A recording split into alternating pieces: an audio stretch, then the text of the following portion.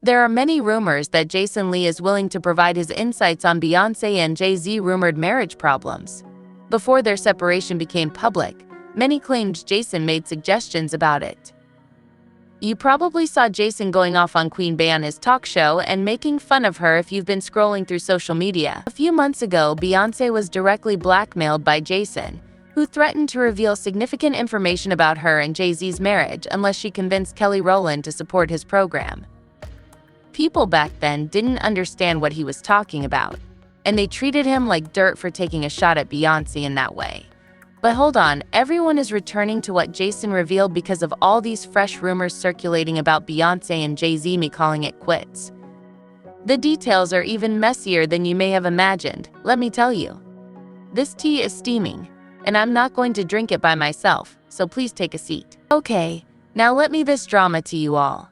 The entire drama with Jason Lee started in December when he got frustrated because Beyoncé had left him off of the guest list for her London Renaissance film debut.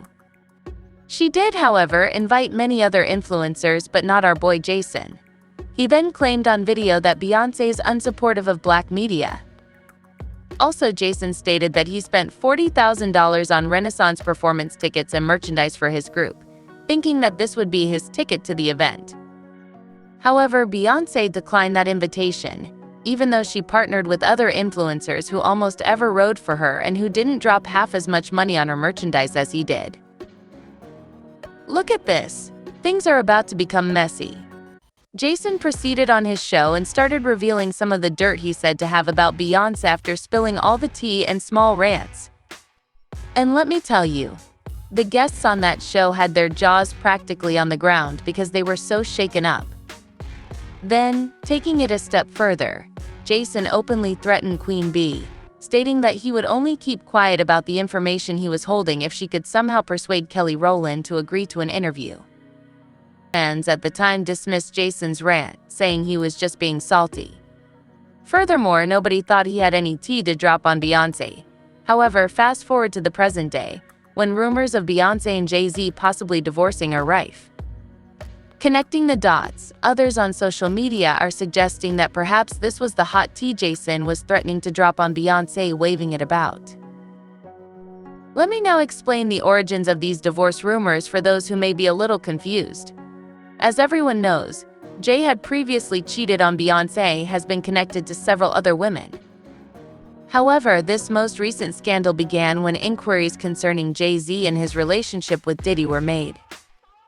According to rumors, Beyoncé was taken by surprise by Jay-Z for his unclear actions with Diddy, and she is now allegedly trying to break herself out before everything blows up in their faces. As everyone knows, Diddy and Jay-Z were almost inseparable for decades. However, things changed abruptly a few months before Cassie revealed the details of her case. In an interview, Diddy revealed the truth, claiming that only his mother and Jay-Z are allowed to call him Sean.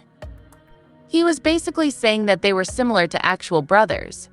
However, as you can see, Diddy was probably aware of Cassie's impending lawsuit filing at the time of this interview. Actually, according to Cassie attorneys, Diddy had been attempting to talk to Cassie for a while, and had even offered her millions of dollars in exchange for her quiet. Some people are now claiming that Diddy purposefully mentioned Jay-Z in that interview, almost as if he was cautioning him to keep out of the whole Cassie situation, because Diddy might bring him down with him. Aside from that, industry rumors state that Jay and Diddy have similar views on women's treatment. Jaguar Wright has leveled some bold allegations against Jay-Z, saying that he is much worse than Diddy, and that the only reason he hasn't spoken out about the Diddy situation thus far is that he knows Diddy will bring him down with him, and reveal Jay's alleged mistreatment of his wife. Hold on, there's more about this tea party to reveal.